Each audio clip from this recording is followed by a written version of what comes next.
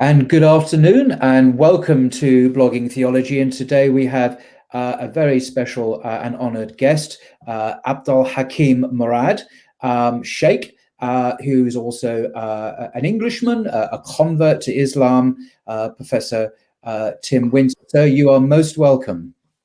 Thank you very much. It's an honor to be here on the show. Thank you. For any viewers who are not familiar with his biography, I'll just mention a few of his accreditations. He's the founder and dean of the Cambridge Muslim College, also the Aziz Foundation Professor of Islamic Studies at both the Cambridge Muslim College and Ibrahim College, which is in East London. He's also Director of Studies in Theology and Religious Studies at Wolfson College in Cambridge University, where he is also Sheikh Zayed Lecturer of Islamic Studies in the Faculty of Divinity at that university.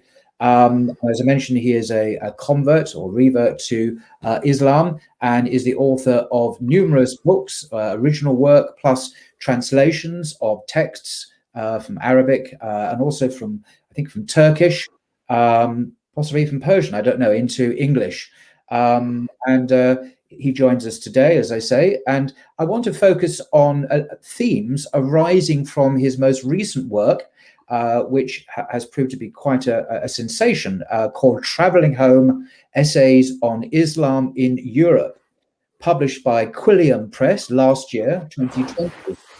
And one reviewer on, I think it was on Amazon, described the prose style as complex, but well thought through. And I think I agree with that. The language is challenging, it's demanding, but in a good way, making you think and ponder over the meaning of the thoughts that are conveyed therein. And it's certainly well thought through. And I just wanted to introduce the book by reading a paragraph from the book to give you a flavour of the style and the theme from which many of the insights come from. And he writes that Muslims, now this is obviously Muslims in Europe primarily, but Muslims find themselves at home everywhere, meaning everywhere in the world. And such is this Muslim sense of belonging that believers feel more at home in a place than any atheist could, since to lose contact with God is immediately to forfeit one's sense of connection to a place of his, God, making. It is to feel one's roots and identity shrivel. There can be no truly English, German, or Russian atheist. From this kind of Muslim perspective, Lenin was not Russian, Douglas Murray is not British, and Sam Harris is not American. They seem to wait in a forlorn foreign encampment, even when officially at home. By contrast, to become Muslim or to arrive from an Islamically Abrahamic place is to maintain that traditional sensibility, which perceives God's signs superabundantly everywhere, is immediately to see the land with understanding, and hence to begin to grow roots and to adorn and engage the earth. Such, very roughly, is the Islamic theory of Abrahamic mobility. Unlike Israel wanderings in exile, which await the messianic intervention, which would take the people to a home greater than all homes, Muslims travel from one home to an equal other, and do not cherish a return to the mother of cities, except as visitors. They migrate Abrahamically, but every country for them is a promised land. That's almost rising to the level of poetry, in my view. It's beautifully written prose and makes its point with supreme eloquence. But enough flattery, sincerely meant. Would you like just to expand a bit on that, perhaps in simpler language for those? I'll shut up now. Yes, I sometimes forget what I myself intended when I write those long sentences. But I think what I'm reaching for is the idea that there is something rather startlingly miraculous about the Sira story, which of course pivots around a migration, insofar as it clearly continues and uplifts and affirms and repairs certain aspects of the pre-existent Jewish story in particular, but doesn't include the idea of a unique people or a uniquely appropriate land in which they belong. So even though sort of Western Arabia was this dusty, remote place that few people in the larger ecumenical Hellenistic world had ever thought about, nonetheless, it becomes the crucible for something that turns out to be very successfully universal. And you do find that in the anti-tribalism of the Holy Prophet's migration, the fact that he establishes in Medina this mosque, this place of worship, which is to be the first non-tribal, non-racial, non-national space that Arabia's ever seen. So that you have Bilal, the Abyssinian, you have Suhaib, the Syrian, Byzantine, you have Salman, the Persian, and they can go and be and pray anywhere in the mosque. And that's a kind of sign of Islam's universal aspiration, that this is a migration, it's a kind of exodus, but it's not an exodus that kind of is to a place where everybody has to be and from which they've been exiled, but it's an exodus into God's wide earth. And so the hadith, "Ju'ilat li al-ardu masjida," the whole earth has been made a mosque for me, which is one of the khasa'is, the unique qualities of the Holy Prophet's religion, turns out to be the case.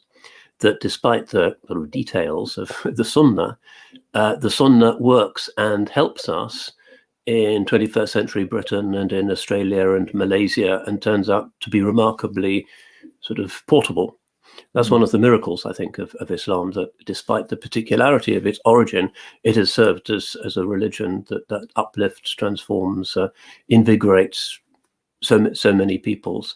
So the corollary of that is that if the Qur'an is pointing us towards God's signs in nature and saying that the whole world is God's, and so migration is just migrating from one part of God's manifestation to another part, that wherever you go, if you have a sound heart and you're reading the scripture, you will see the sacred in the place where you are. There's no place where God is absent.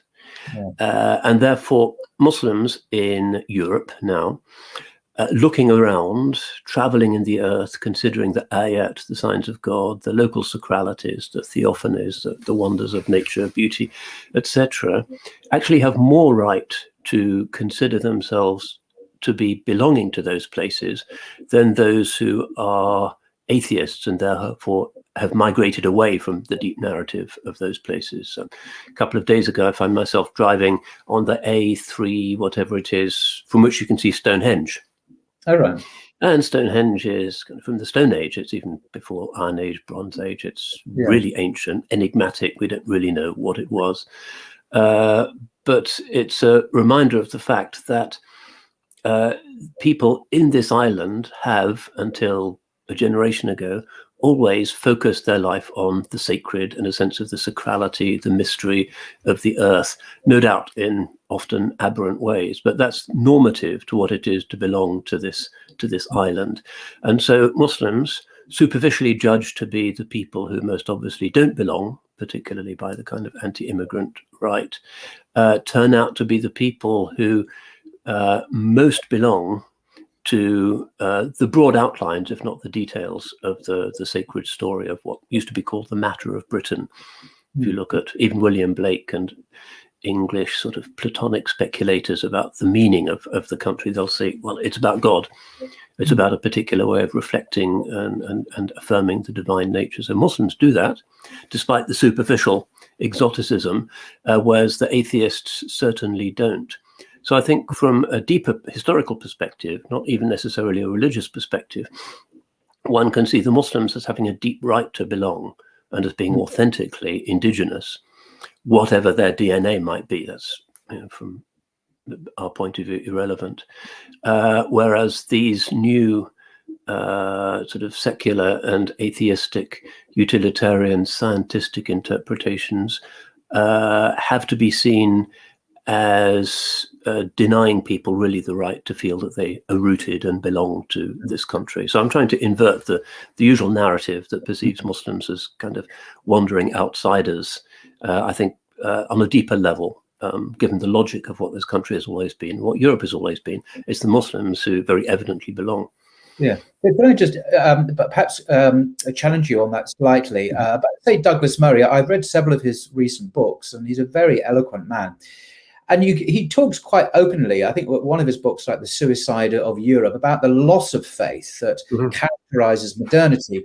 And he doesn't rejoice in this. He's not like a Dawkins who is a militant atheist. He grieves over the loss of a spiritual heart.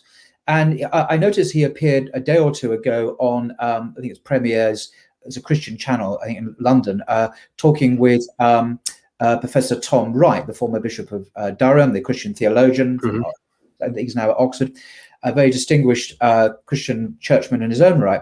And I sense, could be wrong, that Douglas Murray is looking for a way home, maybe the Christian tradition, because he realizes the vacuity, the nihilism at the heart of contemporary nationalism, contemporary popularism, contemporary anti-Muslim polemic.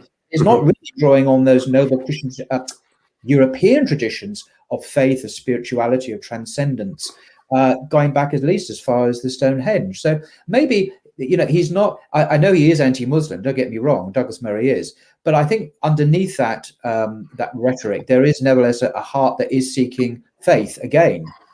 That's human nature, isn't it? Because it's what we've always been. There may even be a God gene. Some people, I think the Daily Telegraph recently published a speculative, slightly cheeky piece indicating that belief is so fundamental a part of the human metabolism that perhaps atheism should be classified as a mental illness. You can imagine the chatter that resulted as a result of that. But objectively, there is a case to be made. So, of course, these people recognize that they're missing something. But the problem often is that for psychic or nationalistic or tribal, sometimes racial reasons, they can't see where the truth actually is. And one of the things I'm trying to reach for in the book is that God's truth, thanks to another of those great historic ironies, is placed in our age precisely where the elites least expect it to be. It's like I gave a talk recently about the Holy Grail, and Europeans for centuries have been kind of scratching around, probably not far from where you are at the moment in France. The Nazis were digging away in those caves in southern France trying to find the Grail. And just last week in Glastonbury, somebody tried to dig up the tomb of King Arthur to see if the Grail was there. Kind of permanent obsession. Wow. But according to the historians, the roots of the Grail legend are most likely to be found in Islam because it's the black stone in the Kaaba. And many historians say this is what it is. And the medieval European legends recognize this. Even Wagner in his letters says, well, isn't it a shame that our great German legends actually turn out to be of Saracenic origin when he was writing his great Parsifal. So, but the Grail is available.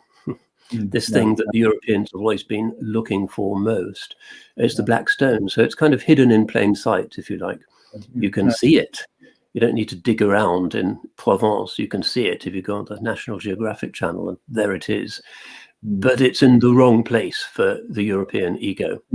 Because the point of the Grail search and for any traditional pilgrimage, we're in the Hajj days, of course, now, is that it is about the outward enactment of the inward journey, which is about overcoming ego. Superbia, pride, is the worst of the deadly sins. And it is generally Europe's pride that says, well, I can go through any of these ordeals and I'm happy to scale Mount Doom and fight with black dragons and deal with the Green Knight like Sir Gawain, and I'm a real warrior. But when you say, well, you can get to the Grail temple, you can kiss the Grail if you like, but you have to say 7 words in Arabic in order to be allowed in. They say, oh, well, I don't fancy that ordeal, thank you very much. I'd rather fight with a black dragon in Mount Doom or something. That's my kind of ordeal. So this is a divine irony that the Grail is there and it is understood, and it is the traditional yearning for the European soul. Which is not really a Christian legend. It's kind of, it is from Islam. It's certainly not biblical, but it's the pride of Europe. It makes it so difficult for them really to consider that actually God may be placing his secret in our age, in the place that they are most habituated to despise, with all of those Bangladeshis and Saudis. They can't imagine it could be there of all places. Well, indeed. And one of the great ironies of all this is that the traditional Christian faith, which is precipitously declining, at least in the UK, we're looking at church attendance in the Church of England, it's in free fall. These people follow a Jew from Palestine from 2,000 years ago who wasn't white, who didn't speak English probably, and who culturally and linguistically, semantically, Aramaic is cognate with Arabic and Hebrew. He had much more in common with a certain 7th century Arabian prophet than the Archbishop of Canterbury or Tom Wright, or and yet they see him, Jesus, as part of their history, and somehow have a problem with a very similar character who taught basically the same thing just down the road in Arabia. I find that ironic. Well, it's again rooted in prejudice, and you have to remember how fiercely Europe always self-defined as being that which is not Islamic. Islam, by this miraculous, historically unique process, came out of those Arabian valleys, and within 100 years it was in southern France and the gates of China, and this is the great trauma of traditional Europe. I was reading recently a story of a 16th century Protestant in North Germany who said, well, clearly the Turks are the most powerful country in the world. We know that they treat the Christians well and allow different sects to coexist, unlike us in Germany. So I think it's wrong biblically to fight against them because we're supposed to be pacifists. We should let the Turks invade, and Christianity will do better here than it does under these warring Catholic and Protestant princes. And for that, of course, he was horribly tortured and put to death, and they danced on his grave. What's his name, by the way? Do you recall? I can find it for you if you like. I don't recall the poor guy's name. I'm sure we would like to look. That's extraordinary. This is the great unthought of Europe, because the great pilgrimage center of Western Europe is Santiago de Compostela, isn't it? And not far from me, in Lourdes, actually, it's about an hour and a half drive. Lourdes, but Santiago is much bigger, and medieval English people would go there, and the Camino is a big thing. When you get there to a rather, in my view, over Baroque and elaborate bling church, at the center of it, there's the big statue of St. James, and his title is St. James Matamoros, the Muslim killer. Wow. So the destination of Western Europe's big sacred pilgrimage is this big statue, and he has a white face. He's on his horse, and with his sword, he's cutting the heads off these rather sad-looking, dark-skinned Muslims who are being trampled underfoot. And nowadays, the church finds it a bit unecumenical and embarrassing. So you can see that they arrange flowers to kind of disguise these sad-looking Muslims. I'm sure He's still the patron saint of Spain. St. James, the Muslim killer. And that's so deeply rooted in the DNA, even of quite secular people, I think, like Douglas Murray and so forth, that it's just very, very hard. But there are people, even from the far right in Europe, who have made the leap into Islam publicly or privately. I'm in conversation with some really nationalistic people in Europe, quite well-known people who have Wikipedia pages and a kind of Twitter storm whenever they say something, who have discreetly come to Islam, or at least recognize that Islam is the truth. So one should never despair of those people. And you call them, I believe, will be a very good Mahmoud when he finally overcomes this Matamoros DNA and humbles himself before the Lord of Abraham. That would be a day to rejoice. So you I don't know if it's you that coined this term, submarines. Yep. What are submarines?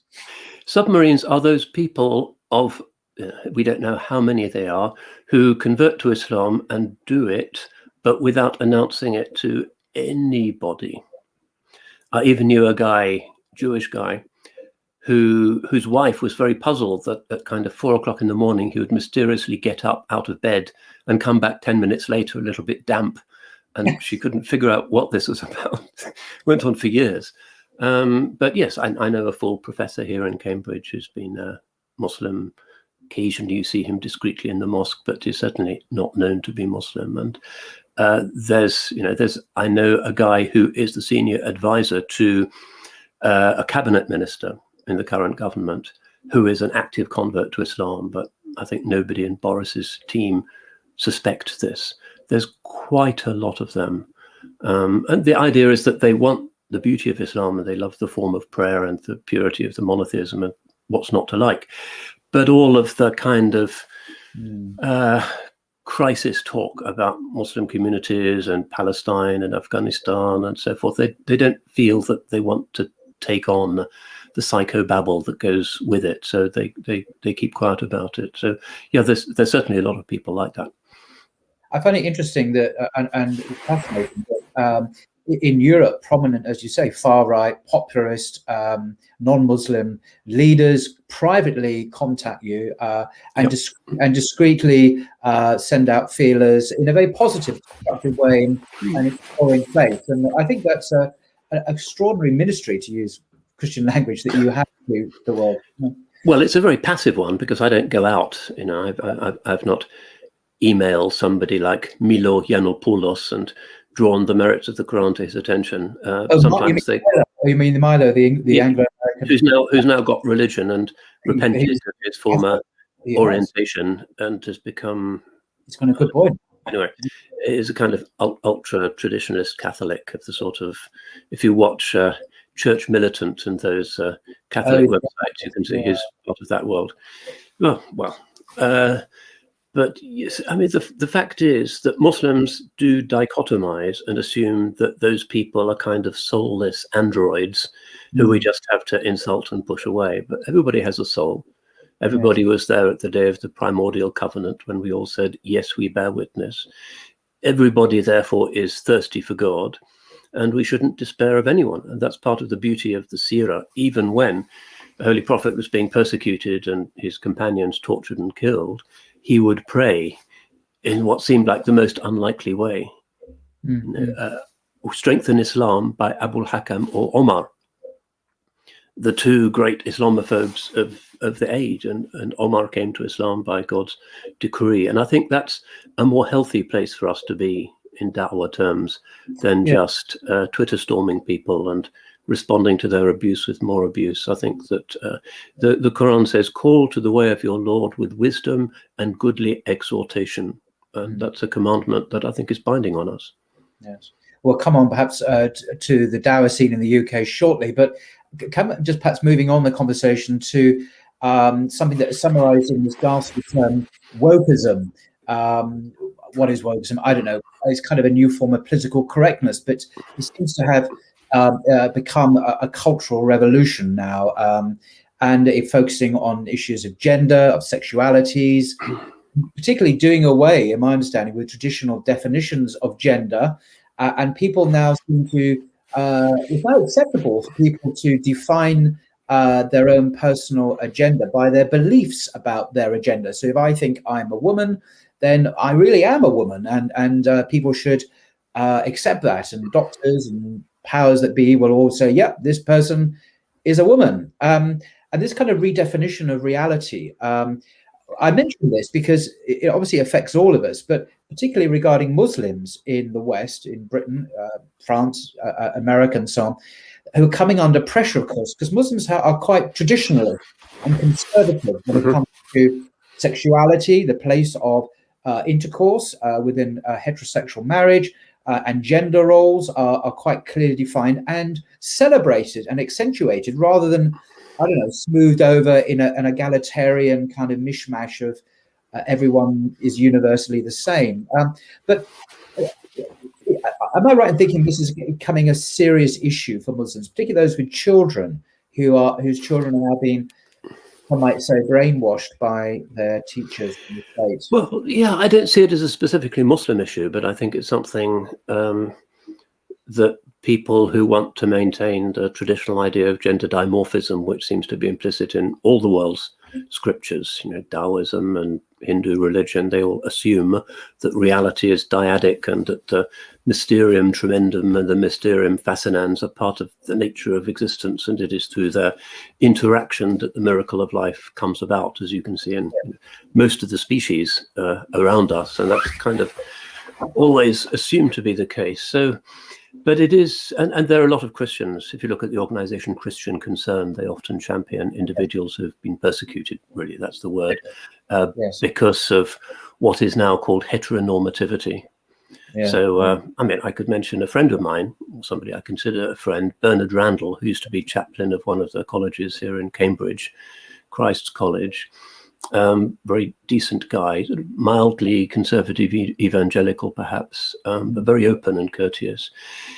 He got a job as RE teacher at a school with an evangelical heritage, and was overheard to indicate that according to the Church of England, marriage is between one man and one woman.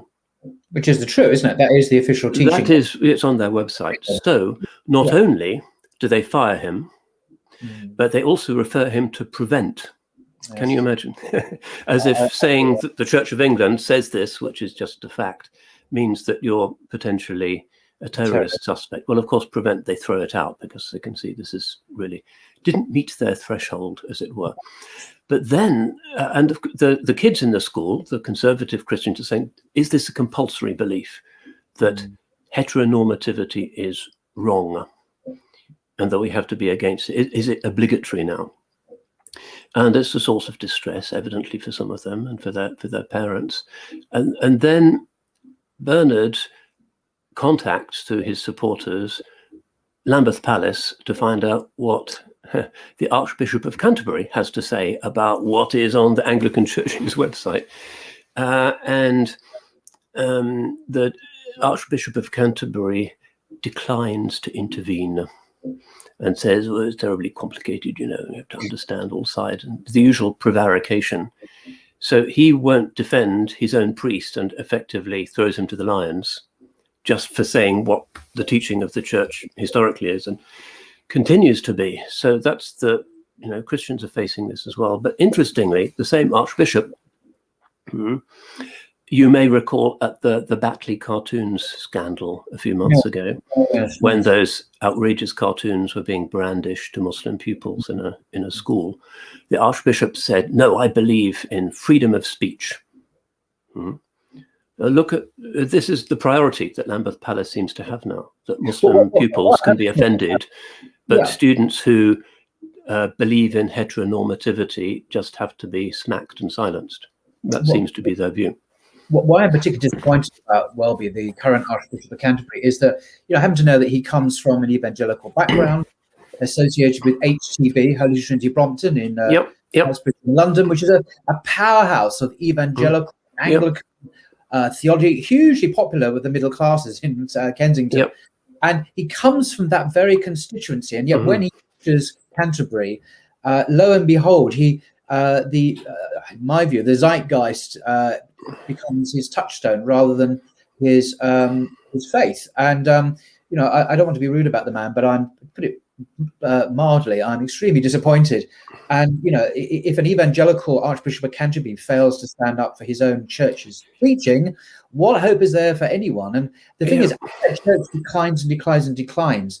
And you've said this before, in other words, that the only real monotheistic presence in Europe that is standing on its own legs, put it that way, is Islam, which is mostly uncompromised. I say mostly because at the fringes there are modernists who are, praising, all these LGBT whatever things. But most Muslims are remaining steadfast. It seems. Is that correct assessment?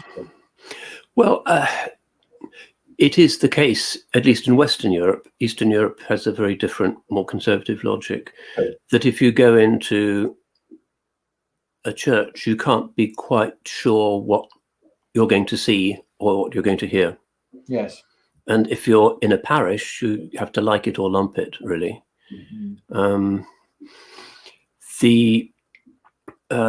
it's also objectively the case that if you go into any mosque, really any mosque in Western Europe, you can be pretty sure that you'll see the liturgy that you expect to see, and the sermon will be within some kind of bandwidth that is recognizably part of some sort of classical Islamic broad consensus. So I don't see it really as being about these sexuality issues, but more about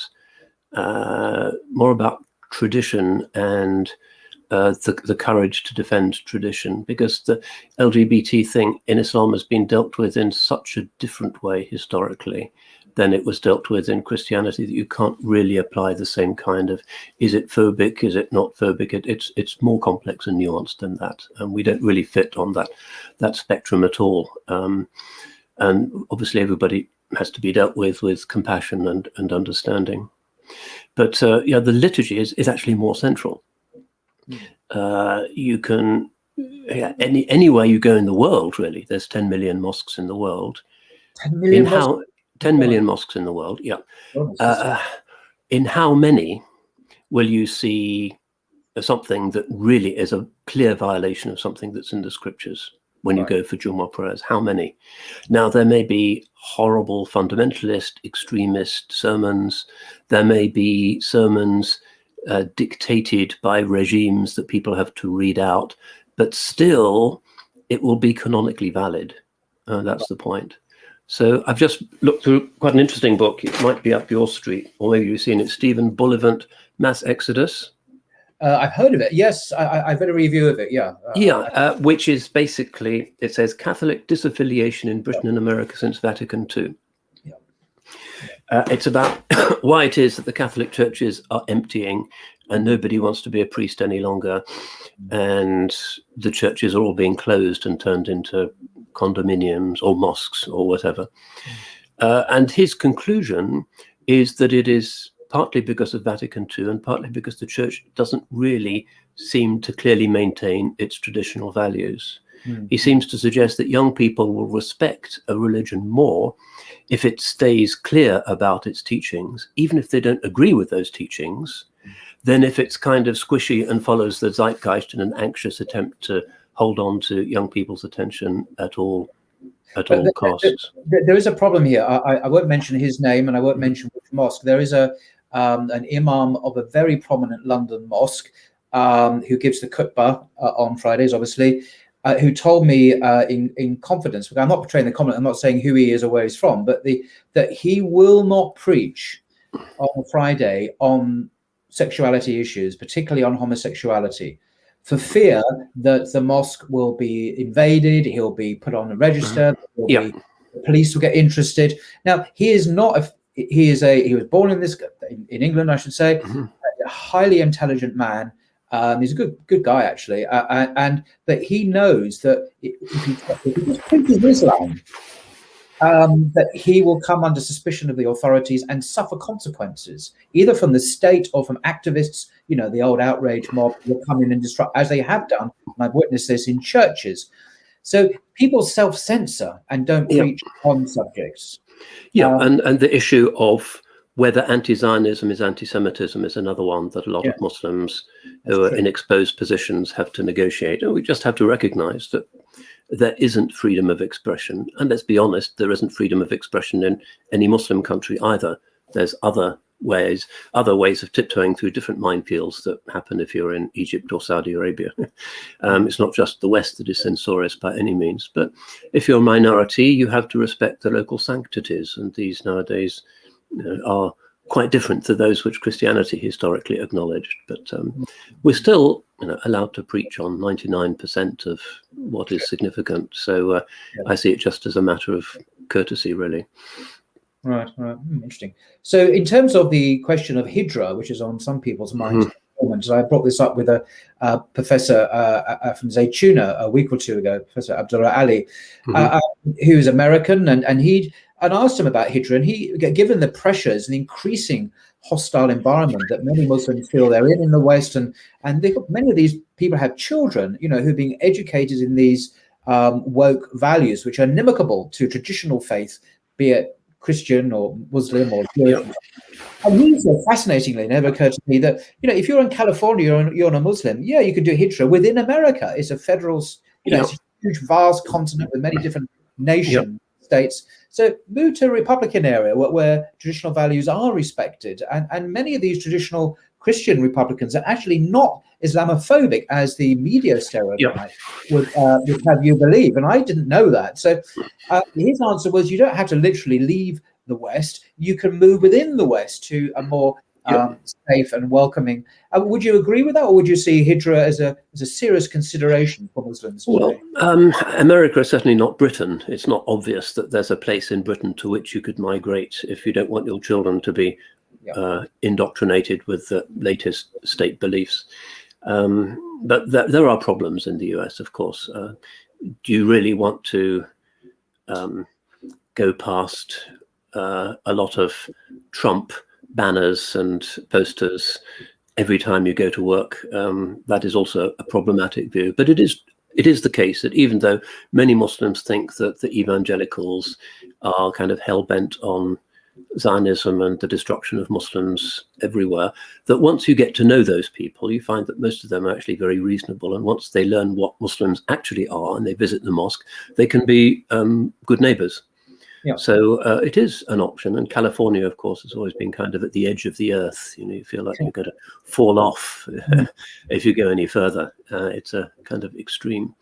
There's other places where people can move to in North America. And I think there's a very strong case nowadays for interreligious alliances on these issues of conscience, that people do feel persecuted, that they feel that their freedom of speech is being impugned, that their children are being indoctrinated against their will. And there's plenty of opportunities for forging alliances with conservative Jewish traditions, as well as with traditional Christians. And that goes also for places like Africa, for instance, where this is also beginning to be an issue. So, but of course we can't do that in Europe, unless, of course, you want to go and live in Viktor Orban's Hungary, which is perhaps a mixed blessing, because very often conservatism in Europe really does go hand in hand with a furious kind of Matamoros Islamophobia. And that kind of, partly because it tends to be less religious, I think, in a certain interesting way.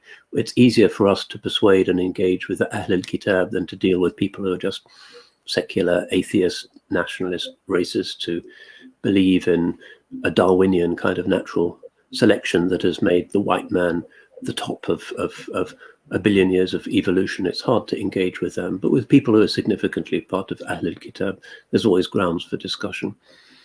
But what about the homeschool? I mean, I'm not a parent myself, so this is kind of outside of my particular area. But what about homeschooling for Muslim parents? Is this a serious possibility in terms of avoiding the worst excesses of? Yeah, a lot of people do this. It may well be the case that the various inquisitors who inspect homeschooling groups and programs will insist also on the inculcation of these new beliefs in very young children, because it's become such a passionate orthodoxy for a culture that I think has been starved of certainties for so long that it's become a kind of secular religion somehow. They're delighted that they found truths after all. When everything was relativistic, this is absolutely true, they think. And of course they proselytize with all the zeal of the fundamentalist converts. So and in countries like France, homeschooling has been shut down. That may well be the pattern for many other European countries. As liberalism is increasingly becoming intolerant, which might seem like a contradiction in terms, but it's what we're seeing now. A coercive liberalism is becoming imposed. I know Christians talk about muscular Christianity, and what they mean is to dominate Muslims and force them into submission. But so you don't see hijra in terms of the physical leaving of the West to Muslim majority countries as a particularly obvious option? Well, where is there a place that is a particularly appetizing destination right now? I don't know. Hoping you tell me where we could. I mean, Indonesia is one of my favorite countries. I certainly wouldn't mind living in a little traditional village there, eating mangoes and paddling in the sea and just being happy, going to the mosque. I like Indonesia a lot. Wow. But then, in my case, what use would I be there? My skills are rather specialized. I hang on here. In the hope that, really the only justification for Muslims living in the West is the da'wah justification. Everything else is very dodgy. And the first hadith of Islam, beginning of Bukhari, is the hadith of hijrah, which is also the hadith of niyyah. It's a big thing. Yeah. If you make hijrah for dunya will eat you alive, basically. And you can see the effect on your children and grandchildren. But if you make most Muslims come to the West historically, then not for hijra purposes, not for a sincere desire to spread Islam, but for economic reasons, for dunya. Yeah, and that is not haram in Islam. But it's, I think it's time now for a niyyah reset for Muslims in Europe. Why are we here? because niyyah, intention, is enormously important in terms of divine acceptance and our inner spiritual health. What on earth am I doing here in this weird place? Well, I'm here to help people, to be rahmatun wa shifa, as the Qur'an says, a mercy and a healing. Not so that I can save up for a big new car. Allah may still help me if that's my main object in life, but may not. But if my intention actually is to help my neighbors and to spread truth and to try and bring people to mercy, respect for family, neighborhood, looking out for wild animals in the animal shelter or whatever, just helping to show mercy, then that's a legitimate niyyah. And I think if that is strongly our niyyah, then there isn't really a duty of emigration in our time. Right, okay.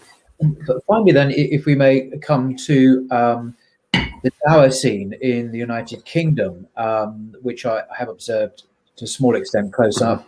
How would you characterize? Is it in a healthy state? I mean, and what have you observed in terms of dawah activity in Britain? Well, you probably have been more at the front line than I have. I tend to hide behind the stacks in the university library and speak from a distance. I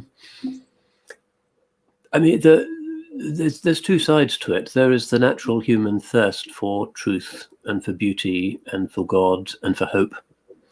And that is still there, despite the fact that everybody's so rushed off their feet and checking their texts and doing things too fast that it's hard really for their souls to experience that contemplative faculty as it's supposed to. But once people calm down a little bit, or perhaps after they've had some big misfortune in their lives, they do recognize that they need meaning and truth.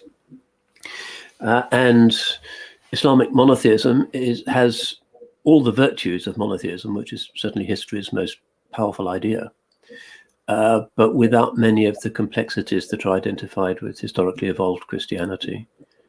There has been a shift in the churches, as you've noticed, away from some of the classical formulations and towards something that is more kind of generically Unitarian. I was invited by a friend of mine, Dr. Fraser Watts, an admirable person, to preach at his church when he was vicar of St. Edward's in Cambridge, to his congregation. It's a nice, hospitable invitation. And I preached from Ridley's pulpit, the pulpit that launched the English Reformation, if you like. So, wasn't he burnt at the stake or something? Or sorry? Wasn't he burnt at the stake or something? Yeah, he ended up getting into trouble with the Marian Inquisition. You, obviously, but yeah, no, you were spared that. But yeah. So there I was. I mean, I wasn't likely to start a kind of new Reformation with a sort of couple of dozen silvery-headed parishioners that were trying to hear me in the church. But afterwards, we sat down and we talked about what are the real differences between Islam and Christianity. And I said, well, we do respect Jesus and we respect his sainted mother, but we don't believe that he was God. And they said, well, we don't either. We believe he was a wonderful human being, but we don't understand how he could have been God at the same time. So without dawah, in a sense, that journey towards what makes sense is already well underway. Yes, yes. And one doesn't have to get too angry and polemical. And if you are, people tend to get angry and polemical back. It's kind of, aggression is usually counterproductive. And again, the Qur'an does say, وَقُولُوا لِلنَّاسِ حُسْنًا, say to people what is most beautiful. And that doesn't mean using 4-letter words and YouTube chat boxes. That's not the way to melt hearts, really. That just exacerbates the ego, which is what we're trying to get beyond. So, yeah, people are joining Islam quietly. We get about 1 conversion a week registered at our main mosque in Cambridge, which I used to think was amazing. But last week I met somebody else who said at his mosque in London they get a similar number. So we'll have to look at what the census return looks like when they've crunched the data that they got a couple of months ago. But for the previous census, they reckon there's about 100,000 converts to Islam in Britain. 100,000? Yep. And that you can correlate by looking at the number of people who click the box Muslim, but also click the box that says white, Anglo-Saxon, Irish, or whatever. If you put those together, that's the number you get to. And I expect it'll be a larger number this time. But that happens really without da'wah. It happens just because people looking for what is. They find something in Islam, something about its timelessness. They like the form of worship. They like the uncluttered simplicity of the mosque. They love the fact that Muslims united in their ibadah, and that it's uncompromising. Ramadan is difficult but impressive. 5 daily prayers, difficult but impressive. There's a seriousness about it that makes them think, well, this is a real religion. This looks like God's religion, because it's not constantly being sweetened and diluted by anxious synods. But it's. I remember when I was, indeed, I remember when I was a Catholic, before the reception of the Eucharist, the central rite of the church on a Sunday, usually one has to fast for a whole hour, whole 60 minutes from food. And I know I'm not. I don't mean to say it to mock, but I'm just juxtaposing that with the realities of Ramadan and the and anyway, it's just how different things are. I think that those things which make people shake their heads, why don't we get with it and become modern and like everybody else, are those things that are quite irresistibly attractive to a lot of seriously minded people, which is why the mosques are full. Everybody's talking about the crisis of Islam. Well, we do have a lot of crises, but if the church where my ancestors used to worship in Norwich is now a mosque, is it? Wow. Well, which religion is in crisis? It's one thing I've always known is the mosque. The problem with the mosque is they're always too full. There's always two, and the average age of the attendees is very young. The average age of your average Church of England or Roman Catholic Church is the opposite. We're talking about, as you say, lots of grey hairs. That's the typical story in my opinion. It's very, a Jummah prayer is crowded and it's a dynamic event, and Laylatul Qadr in a mosque is overcrowded and an even more sensational event, and people take that seriously. So it's kind of self-perpetuating, and I see no sign of that really flagging anywhere in Europe. Right. There's places in Albania that were subject to communist forced secularization for so many decades that people have forgotten what a mosque is for, where things are flagging a bit. But really, you have to adopt the Inquisition approach. Islam prevailed in Spain after the Muslim conquest. Within 100 years, most people had converted.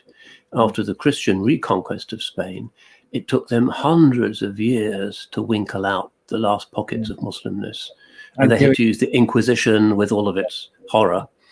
And, they were still discovering Muslims in Spain in the 18th century. So a friend of mine who lives in Granada recently had his house rebuilt, and the builders found on the ground floor a couple of skeletons that were facing the Qibla. Wow. And they were thought to be 18th century. So that family had kept up the traditions in secret, risking being burnt at the stake for many generations. So that's the kind of resilience of Islam. It doesn't die away quickly. Because it's the religion of fitra. People love the idea of monotheism. They love the idea of a timeless, beautiful, simple, quite short form of worship.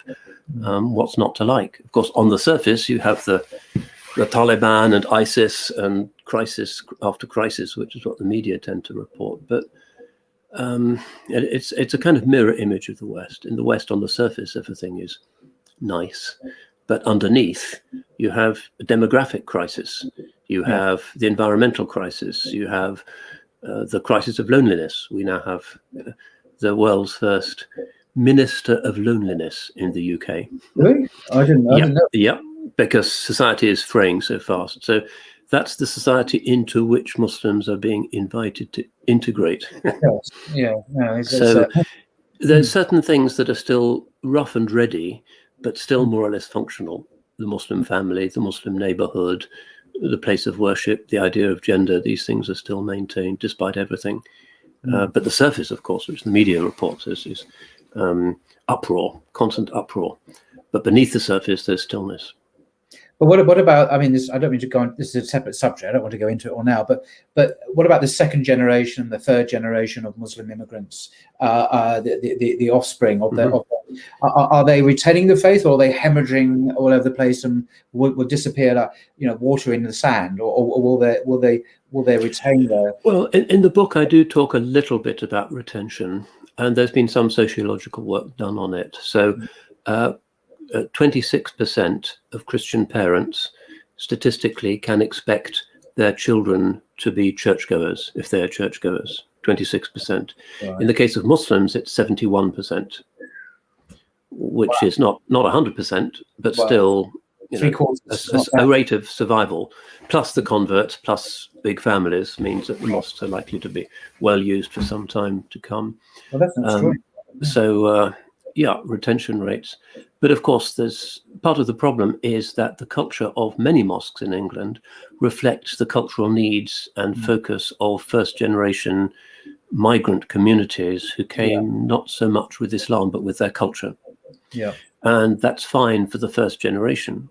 But the second generation, which has been to British schools and has a kind of British soul, effectively, may not feel particularly at home in those spaces, and the khutbahs may not be very relevant, and that's the danger, really. That in Islam we have this idea of urf, local custom, which is a valid and respected thing as long as it doesn't violate something in the Qur'an and the Sunnah. But if you have the urf of somewhere else, and you're expecting young people with their own local urf to relate harmoniously to that, then you have a cognitive dissonance that can result in disaffiliation. And I think that's the main problem, that people find the mosques exotic, kind of spaces where an overseas beauty is maintained rather than something that speaks to the kind of questions that they're having to ask here in Britain. On that point about earth, I probably mispronounced it, culture.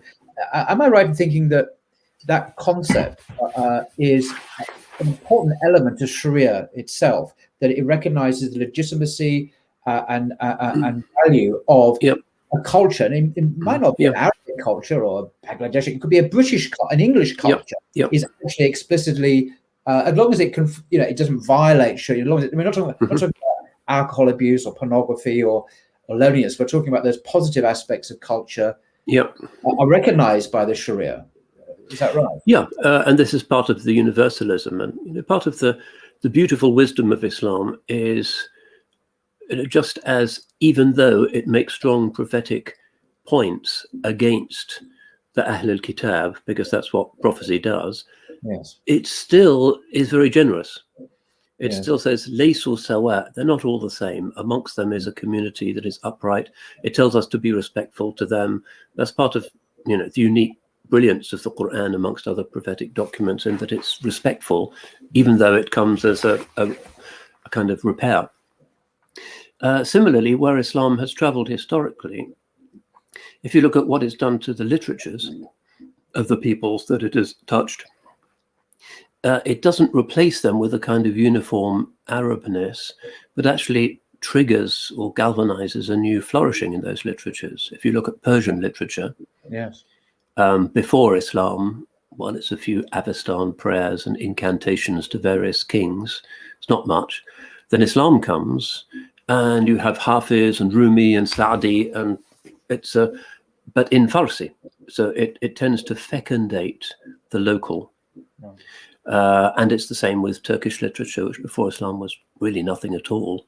Many of the literatures of the subcontinent, of West Africa, and so forth.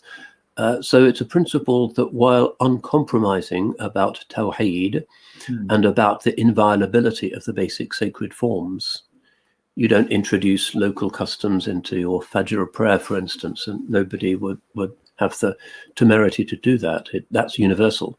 That at the same time, in terms of the more informal aspects of people's lives, how they dress, what they eat, the language they use, and also in their literature and perhaps some of their extra canonical rituals in, say, the context of Sufism, you'll find that local sacralities and local languages tend to be uplifted. And this is why Orf is, none of this is controversial. It's there in all of the classical texts of Sharia. A maxim of the Sharia is al-ma'rufu urfan kal-mashru'i shar'an. which is to say that which is known through local custom is like that which is legislated by revelation.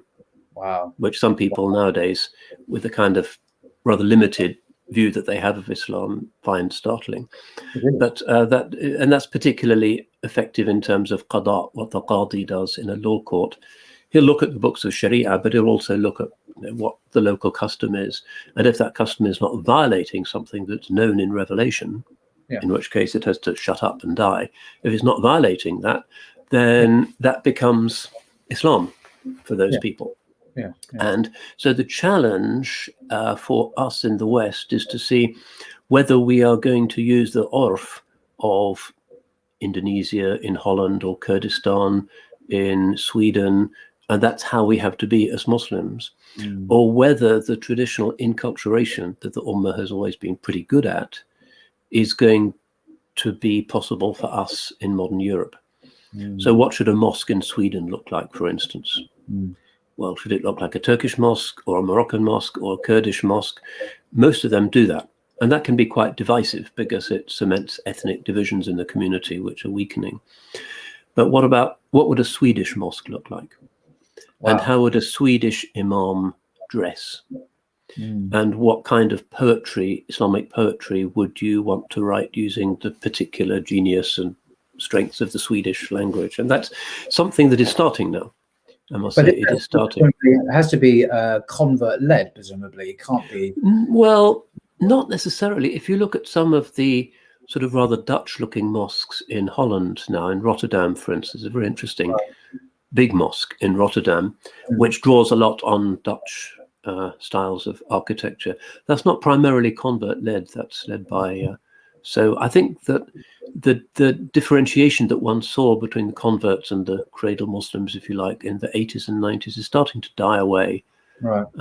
I think it may be that the age of the convert is coming to an end, really, and that we're going to see this new generation really powering ahead, which will be, I think, a good thing. And it is often, like in our mosque in Cambridge, which tries to be British as well as sort of Islamic in various ways, using local British patterns of brickwork and Gothic vaulting and so forth. That's been very strongly supported by the local community, which is Bangladeshi, Turkish, and so forth. Once it's explained to them that this is a way of being courteous to your neighbours, you don't really want a mosque that they experience as an insult. It has to be courteous, as long as it's not violating something in the scripture.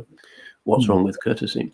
And courtesy is an Islamic virtue. It's something that God himself talked about endlessly. This is not some kind of English gentleman virtue. This is an Islamic virtue as well. Yeah, it's neighbourliness.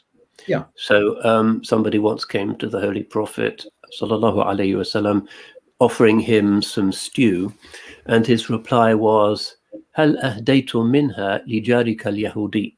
Have you offered some to your Jewish neighbour? So this idea of neighbourliness, which is very big in Islam, doesn't just mean Muslim neighbours, but also non-Muslim neighbours. And this is something that you can see again and again in the seerah. The public statements of Islam's presence have to be, if we're sensible, respectful rather than irritants.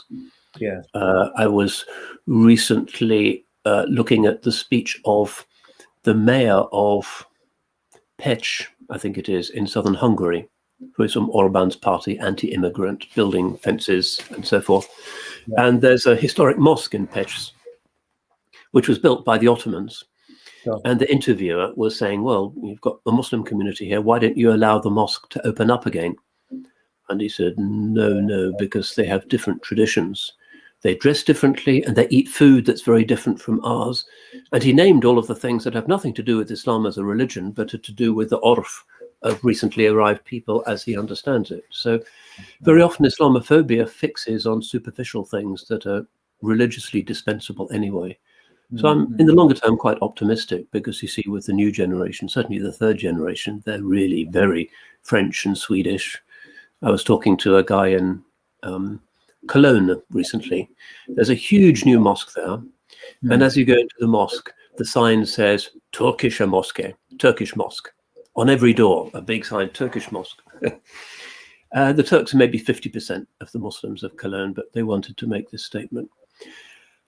And there's a bookshop, but it has books in Turkish, all books in German, all translated from Turkish, the kind of scene. And this young guy, even though he's a second generation, his parents are Turkish, says, I'm German, I'm not Turkish. Yeah. So I don't really feel that that's my place. And there's going to be more and more people like that. And as the mosques make the transition, which is pretty easy to do in many ways, because you don't have to change the ibadah or any of the essential functions, from being a place of refuge for first generation, understandably kind of defensive communities, to something that's more open and dawah oriented, then you'll see not just the younger generation feeling more at home in the mosque, but also more and more non-Muslims coming to the mosque, recognizing Islam for what it is, and inshallah joining us. So in the longer term, I'm pretty optimistic. I'm very pleased to hear this optimistic prognosis for the future. I'm just very finally, are you working on anything yourself in terms of books or articles or lectures that we might look forward to? Well, I have various sort of projects up my sleeve. One of them that I'd really like to do, although it might be quite a short book, is a book on life, the principle of life. Wow. And all that it means, because all of the basic scientific presumptions about how the world came to be and why it is the way it is are arguable and mysterious. The Big Bang, mystery. Where did the physical constants come from? Mystery. Where did life come from? What is life? Mystery. Where does consciousness come from? What is consciousness? Mystery. Religion answers those things pretty well. Secularity is really struggling. It's kind of agnostic. So life is one of the big mysteries, and it seems to me that the Qur'an is very much a celebration of life. It says not just look at the sky and the mountains, but at the living things, and all of those beautiful hadiths about kindness to animals, which is not there in the New Testament, really. There's not much about animals there. Unless you count the episode of the Gadarene swine, which is perhaps not a kind of ideal proof text for animal rights activists. I don't know, but one of the different things about Islam is this valorizing of the natural world, and it's a very beautiful, joyful thing, because of course nature is indicative of transcendence, and gender of course comes into that, because life comes into being by and large through the interaction of alternate principles. I mean, to just a normativity. Only recent discovery, not just DNA, but actually, you can actually see now within the human cell, or all cells actually, is biological machines. Now, that's the term that biologists use, not me calling them biological machines. And these are extraordinarily complex pieces of machinery. We see them with our naked eye, but they're there within living organisms and do these incredibly complex tasks to do with the duplication of the cell and creation of DNA and so on. I'm looking at this and thinking, good grief, I mean, if that's not design, what is? It kind of cries out for a transcendent explanation. And I've got an atheist friend of mine who has some scientific background. I said, look, how does, on your materialist Darwinian explanation, how do you account for this? He said, I'm sure it's been explained. And he's never actually been able to present me anything that has explained this extraordinary complex machinery, which we can now observe, that does incredibly complex computer-like tasks. They're supposedly a product of random materialist evolution. I mean, it's amazing, I think. Yeah, I think it's a YouTube clip, even the inner life of the cell or something that comes from Harvard, which is mind-blowing, particularly when you consider that there's several billions of them in every one of us. So, it's a good example of the fact that atheism is more a leap of faith and more speculative, and I think more ego-driven than monotheism. But unfortunately, we live in an age of the wrong kind of fundamentalism, and we're up against a kind of really unreflective anger, because people in their egotistic selves really don't want to self-identify as religious, because that's not cool. They think they'll be socially blanked and cancelled. And it's a kind of fear of that. But the cell is a miracle. Every organ of the body is an extraordinary miracle. And it makes sense that there is an ordering principle, because you don't need to be a philosopher to realize that principles of subtle order are not intrinsic in the nature of chaos and nothingness. The famous British philosopher, Professor Flew, Anthony Flew, Yep. who spent decades, very eminent academic at Yep. Oxford as well, arguing against theism, against God as an atheist. And towards the Yep. end of his life, he maintained complete consistency. He argues in his book, his consistency. Where's the evidence taking me? And he argued that the evidence now took him to belief in God, because science was uncovering the most extraordinary phenomena in the universe. I mean, he referenced DNA and the fine tuning of the universe. So he became a believer in God in the last few years of his life, having spent an entire lifetime arguing for the truth of atheism, purely, he said, on the basis of science. Now, whether or not that's, I think perhaps the fitra kicking in ultimately, but he felt there was good reason to believe in God now, especially now. This is why the Qur'an, when it speaks of unbelief and error, speaks of it in terms of ahwa, in other words, whims or passions. It's the ego and the lack of self-knowledge that puts people in a position where they end up believing in complete absurdities. That the subtlety of Shakespeare, for instance, is possible in a completely random universe whose existence is itself a kind of bizarre impossibility. But yeah, we live in an age where I think it's theists like you and me who are the skeptics, because we're just skeptical of the idea that all of this order and beauty and symmetry and all of those 50 or so physical constants just pop up out of the primal void. We're kind of a bit cynical about that. And they're those who have taken the leap of blind faith. And I think ultimately that's why monotheism in one shape or another will prevail. And people, again, when the ego is set aside and they have a contemplative dimension, will recognize the beauty of Islam and its forms once the kind of Matamoros cry has subsided. And some of the veiling bad habits of the Muslims are set aside. Islam is really trumps everything else in my experience. Well, that's a beautiful fine finale there. And just thank you so much, sir, for your precious time. And I know the viewers, of whom there will be many, I'm sure, will learn hugely from what you've said. And I do recommend your latest book, Traveling Home, Essays on Islam in Europe. It's a challenging read, but based, I think, on a series of lectures and talks on different occasions that you've given. But there's a lot of many gems in there, I think, to ponder for people. For people who think, I believe that's a Quranic expression, for those who reflect and think. There is material there. So thank you so much for your time, sir. And I wish you well. Thank you for your time. Thank you. Bless you. Okay.